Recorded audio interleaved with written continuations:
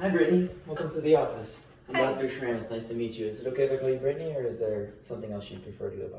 Brittany's fine. Brittany's fine? Okay. Awesome. So I heard that, or I saw that you were coming in with a little bit of low back pain today. But first, before we get into kind of assessing what's going on with you, I just want to talk to you a little bit about chiropractic, what it is, what it's not, what it can do for you. So my first question is for you, have you ever heard of a subluxation? I haven't, no. You haven't heard of a subluxation, okay. So I'm going to use our little dry spine here, just to give you a little example. So what we're finding with you is down here in your lower back. So you're feeling the pain down here. Doesn't necessarily mean it's coming from here. We'll talk about that a little bit more when we talk about your x-rays and stuff that we did pre-visit to assess you.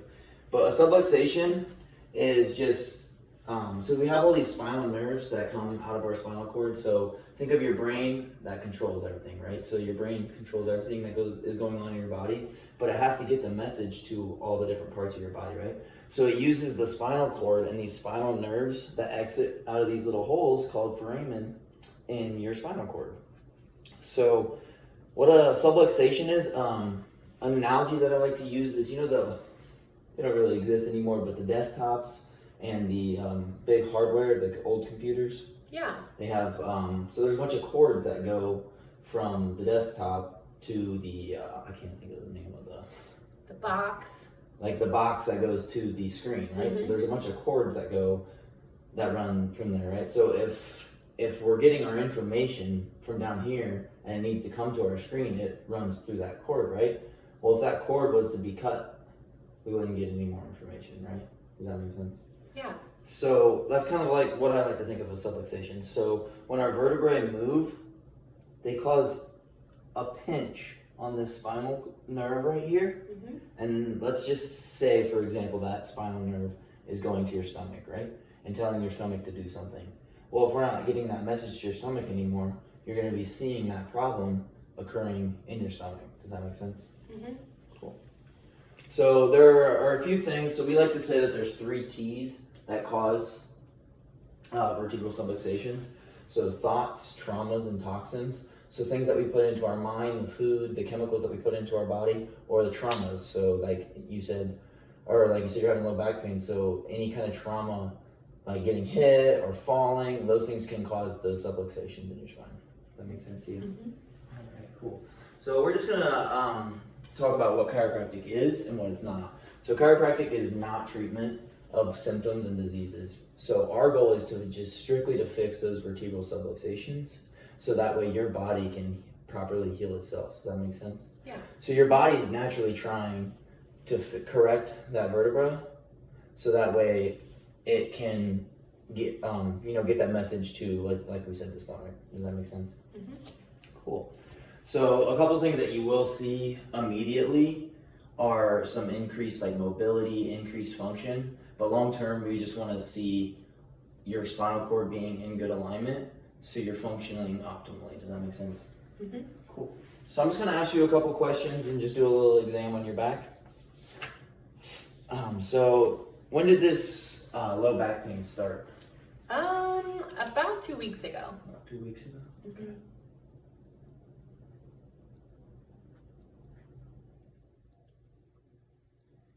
And do you know what kind of triggered it or caused it to happen?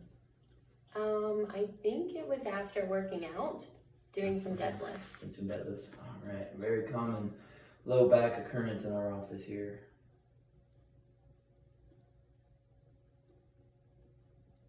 Is there anything that you've been doing that makes it better? I'm trying to stretch, but sometimes it helps and sometimes it doesn't. What about something that makes it worse? When I'm sitting at the office all day and sitting in my chair, I notice halfway through the day that I'm in much more pain.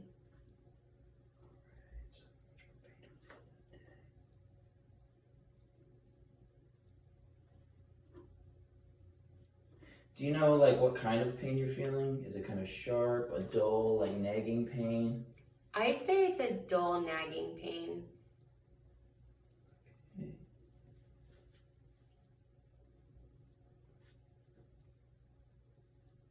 Do you only feel it in your back, or does it like radiate maybe down your leg, up your back? Do you feel it anywhere else in your body? I feel like it kind of goes up my back a bit. Up your back a little bit? Mm-hmm. Okay. So we have like a really big group of muscles that runs down the your back. We just call them spinal erectors, but there's a bunch, there's like 12 different muscles, and they help move the spine in different ways. So if you did cause an injury to your lower back, it could be, those muscles could be tightening to compensate, and that might be maybe why you're feeling that kind of traveling up your back. Do you mind pointing like to where like the pain is like the worst at on your back?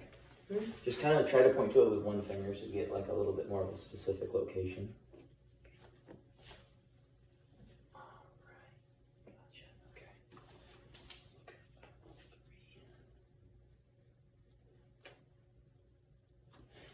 And how's the severity of it? So maybe on a scale of like 0 to 10, 0 being it's not bothering you, 10 being it's bothering you, probably not a 0 or you wouldn't be here, but.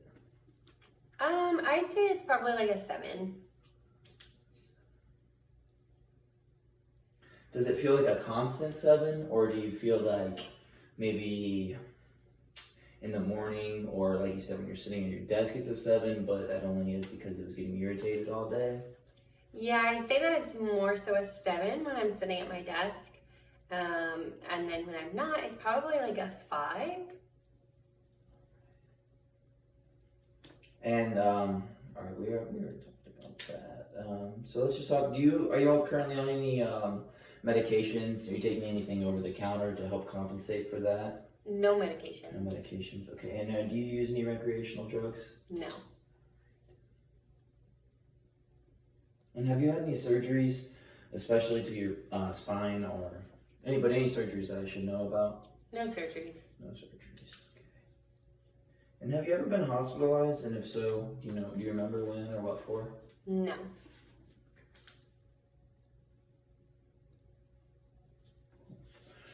Well, I'm just gonna do a little exam on your back here, if that's okay with you. Mm-hmm. All right.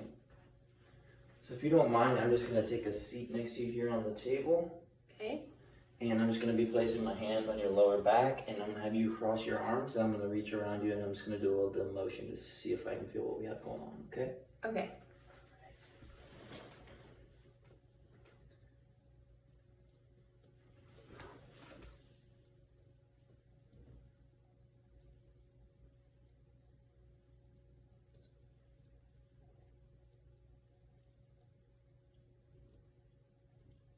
And I'm gonna turn you towards me, okay?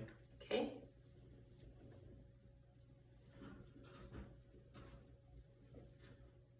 And I'm gonna just kind of flex you towards me or bend you towards me. Okay.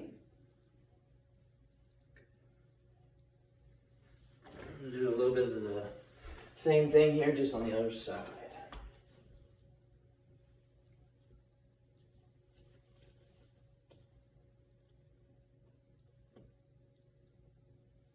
A little rotation here.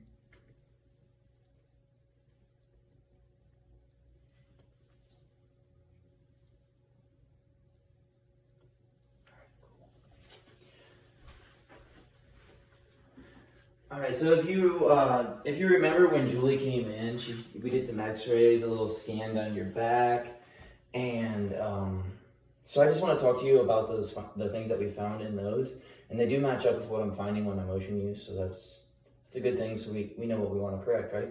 So if you take a look here, so this is a thermography scan. So running down the sides of your spine here, you'll see like the different colors. So it's like red up here, and it goes blue, blue, blue.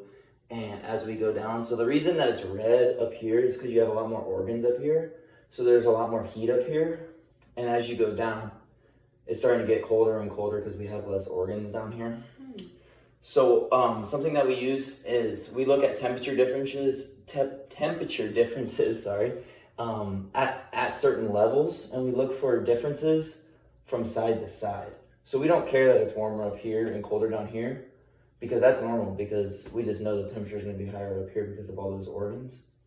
But what we don't like to see is a temperature difference of like more than 0.05 degrees from side to side. So if you see down here in your lower back where I was motioning, you'll see that big temperature difference there. So that shows us that there is a subluxation at that level. Does that make sense to you? Yeah.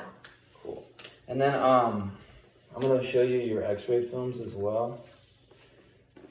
So we took a couple different angles, but I'm just going to show you the one that really shows us here. So down in your low back here, you see this is your fifth lumbar vertebrae. This meets up with your sacrum down here in your pelvis.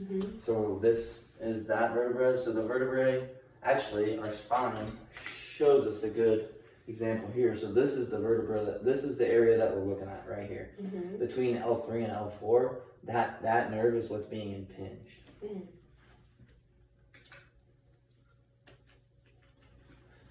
So if you can see that vertebra, how it has, if you see the lines going down the x-ray, they're supposed to have a smooth curvature going down those lines, but you see that little break coming out of that x-ray. That shows us that that vertebra has went posterior or back, and then it has twisted. If you see that little spinous process has rotated, so that gives us what we call a listing. So that's what we use to kind of know where we're going to adjust and why. So I don't think it's necessary to show you these other x-rays unless you want to see them, but that's really what we're going to be focusing on. Okay. All right. So as a chiropractor, it is our job to do a specific thrust or an adjustment into that one specific spot. So like anyone can crack their bones, right? You can crack your knuckles, you can get that, we call it an audible or a cavitation. That's what a lot of people like to hear when they go to the chiropractor. But to us, that's not what is important. What's important to us is that we are putting in an exact force into a certain spot to move that vertebrae exactly where we want it to be. So that way your spine is in healthy alignment. So a couple things that, like I talked about earlier, you're going to see some increased mobility, some increased function. But some big things are like that nerve, it controls some like sensation to the middle of your thigh, your inner lower leg. It also controls a lot of muscles in your leg. So it's really important that we make sure that nerve's not being impinged, right? And then, like I told you about those spinal erector muscles in your back, that's why you could be experiencing that low back pain, is because those muscles, your mind is telling your body that those muscles are trying to move that vertebrae back into place, but they just can't do it. They just don't have enough force. So that's the force that we're going to put in to move that. So before I do any chiropractic care, I'd like to talk to you a little bit about our care plan. So talking about fees, so your first assessment here, since we did all the x-rays, all the thermography, you're going to be looking at $120. We're just a cash practice. So you're going to be looking at a $120 fee for today's visit.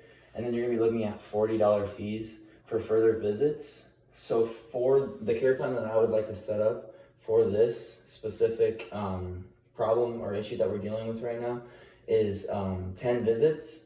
So it's going to be for the first two weeks, we're going to see you twice a week. And then we will see you once a week for a month thereafter. Okay. And like I said, those later appointments will be about $40. And then we will, at the 10th visit, we'll do a reassessment. So you'll still be getting charged that $40, but we'll redo the thermography, we'll redo the x-rays, and we'll show you the changes that have been made in the nervous system and in the alignment of your spine. Okay. Does that sound good? Yeah. All right. Well, let's go ahead, and as long as it's okay with you, we'll go ahead and proceed with care. Yes. Awesome.